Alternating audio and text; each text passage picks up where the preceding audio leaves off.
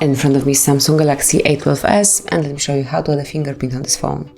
So at first you need to open the settings, then go to biometrics and security and click on fingerprints. Then draw your unlock pattern if you have one and tap on continue. So now you need to scan your fingerprint. The sensor is right here, it's on the power button, and just keep tapping. I will just grab the phone like this because it would be just a bit easier. You can see the progress right here. So just keep tapping, lift your finger up and then put it on the sensor.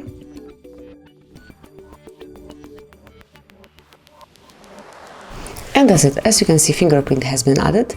Tap on done to finish this operation. Also, you can rename it if you want to. Just tap on it, and here you can name it.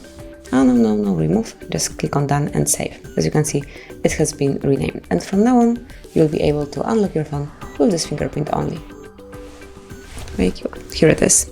So that would be all. Thank you for watching. Please subscribe our channel and leave the thumbs up.